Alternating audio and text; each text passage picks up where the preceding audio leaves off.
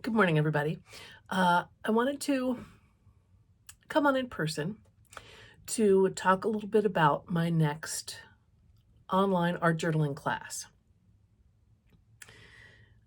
The working title, because it seems to be that's the hardest thing to figure out, is Retelling the Tale, 5 Wronged Women from Greek Myth. And it was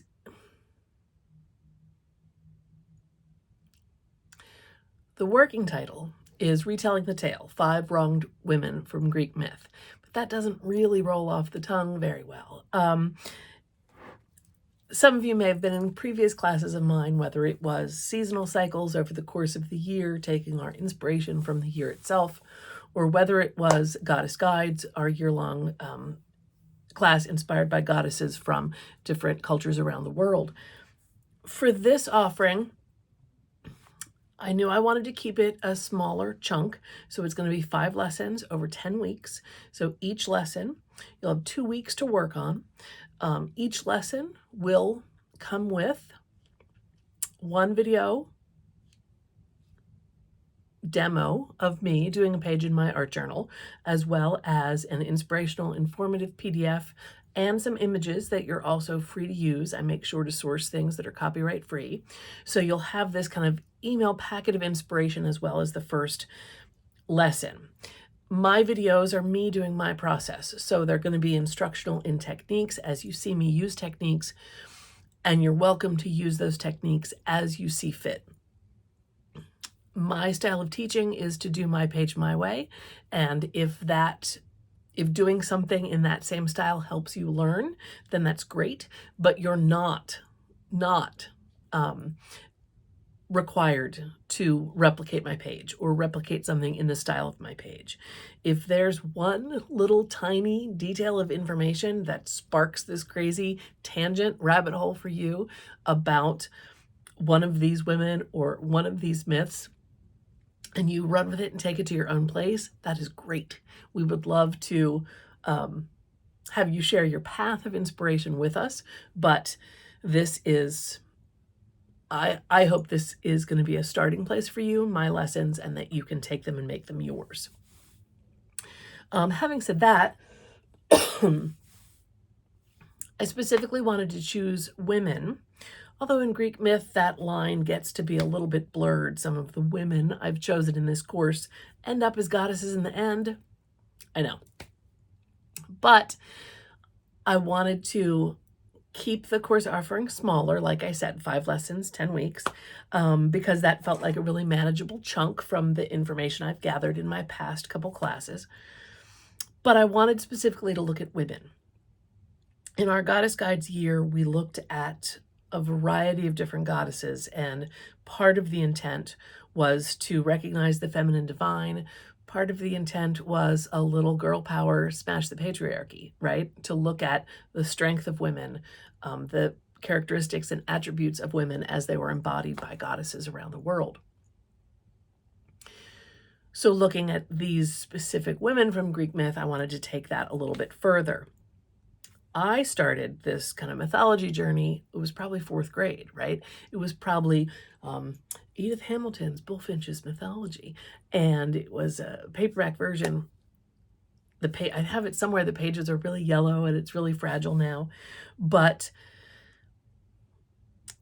these tales of love and adventure and quests and jealousy and revenge, I mean, they were pretty captivating, and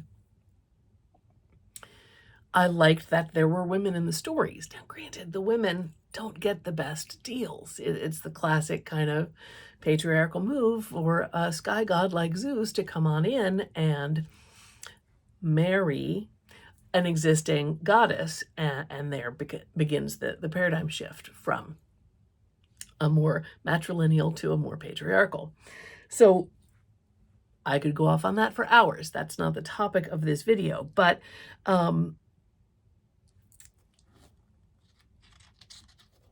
I wanted to look at these Greek women that are, our sisters in some ways, our peers, our ancestors, and specifically look at their traits and their characteristics as flawed human women.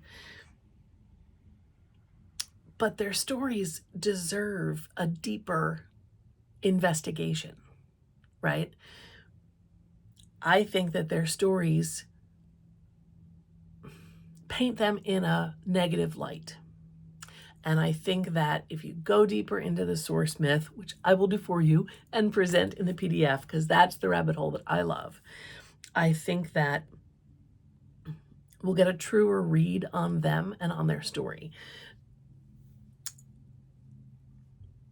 In this course, we have mortal women, priestesses, prophets, princesses, and, I'll put in a trigger warning because there is, it's the Greek myth. There's assault, there's violence to women. But I think that, well, let's take a look at Pandora. Pandora and her infamous box, the first of the women that we're going to look at in this course of 5. The classic telling of the myth says that, well, she opened the box and let out all the evils on the world. But in looking deeper into Pandora and her creation and her role, I think that we can reframe that a bit. I think that while she did have curiosity in her essence, she also was claiming some agency. So let's dive into Pandora and kind of retell her tale. Of course, Medusa, who, if you were in the goddesses class, I feel very strongly about. There's a lot to dive into there. So many potential reworkings of her myth and ways to investigate how she became the monster that she is and why she was transformed. We're also going to look at Cassandra, who was a prophetess. She was from the Trojan War. She was a Trojan. Things didn't end well for her. Not a spoiler, but we're going to look at Ariadne, who was a princess of Crete. So she's connected to Theseus and the Minotaur and the Labyrinth. If you've taken my classes before, the Labyrinth, also a very powerful symbol for me. And we're going to look at Psyche, who had the misfortune, to fall in love with Cupid. Hence, her mother-in-law was Aphrodite, the goddess of love. That's going to be a fraught relationship that we'll dive into. So these 5 women will inspire the 5 lessons. Each lesson, as I said, 2 weeks long, while it'll start with a video, private YouTube channel linked in the email that you get at the start of the lesson. Midway through, there will also be a Facebook Live where I will demo another page. Personally, I would like to include a bit of writing or a bit of text in these pages to give myself an added challenge. And so that Facebook Live page will be a bit simpler, probably the span of an hour, and probably incorporate some writing as well, just because that's something I would like to kind of mix it up in my practice. And then, having worked with the goddess for a week or so and read some of the resource material, maybe I'll write a haiku. Maybe I'll have a few kind of descriptive keywords that are visually linked into the page. All to be determined. Like I said,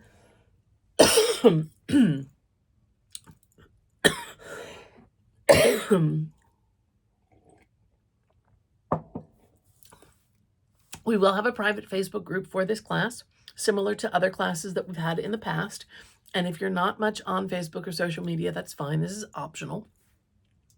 But if you are, then I hope it would be a place where you could upload pictures or show us work in progress, whether you wanted to ask for any feedback or show off what you've accomplished. Because we're a virtual class, that's the place where we can see each other's work. You're going to see mine, but I can't see yours.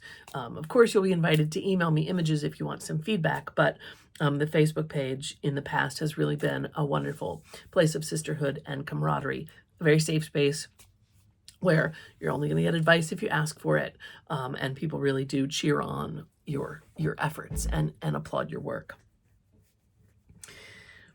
If you've never taken a class with me before, then let me talk a little bit about the style of the art journaling that I do or that some of my students have done.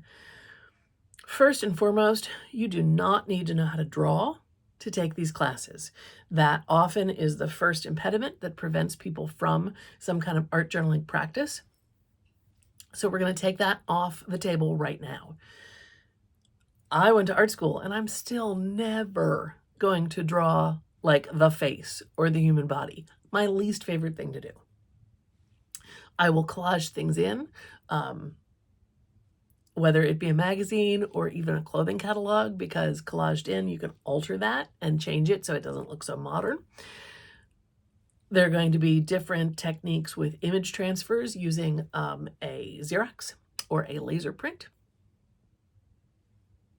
There are going to be different collage techniques, and then any art supplies you have, whether you have inexpensive Crayola crayons and a pan set of watercolors. The two of them together make magical results. Whether you have some colored pencils, whether you have a set of markers, and if you want to invest in more materials, then I, as a materials junkie, can definitely give you some advice. But it's not about an expensive supply list, right? I think a little sampler of small tubes of acrylic paint, great, that's going to do a lot for you. So more information on that, I'm going to put all this and more in the blog post, which will be the signups for this class, because I don't think listing an online class through Etsy really is necessary, and my website currently doesn't do sales. So if you're interested in this class, I am going to ask that you email me so that I can send you that invoice so that I can put you on the list. So it may be one step different than just clicking a box and paying for it online, in that I'll be sending you the invoice, but it makes no difference to me. It's easier to me as long as I've got your email and I know where to send lessons. The course of the class is still being calculated. That'll be in that blog post too. And so that should be up tomorrow. This is Thursday, so that should be up Friday of this week. The course is going to start in early January. Also, have to finalize that. So I have some homework to do tonight to get this ready for tomorrow. I hope that these art journal pages are a place for you to play, to experiment, to explore, maybe process some things, maybe make a beautiful result that you want to frame and hang on the wall. Maybe make something that you're not really thrilled with. Great, turn the page, right? I'm not trying to put more pressure on you. I want to support you in this process because I know from firsthand experience the wealth of self-care becomes such a trite, overused term. But I know firsthand the positive benefits of this.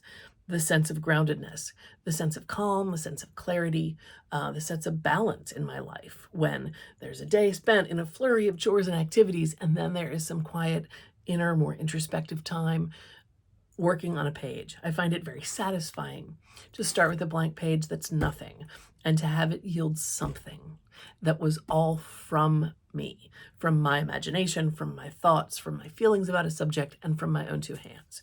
So I'm pretty passionate about the positive benefits of it. And I really think that if you give it a try, you might see some of them as well. But that's why I'm not going to pressure you, because I don't want there to be any feelings of shoulds or, oh, I missed a lesson, so now I'm behind. What if you have travel? What if you get the flu? Fine, pick up the next lesson, right? Come back to that other one later. This is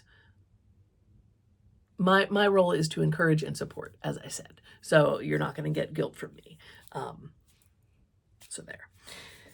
Hopefully that gives you a little bit of an idea. I've started doing the research. We are going to start with Pandora because she was the first woman. It is interesting when you start Googling images for Pandora, how much of the James Cameron Pandora world movie you get. Not what I'm going for.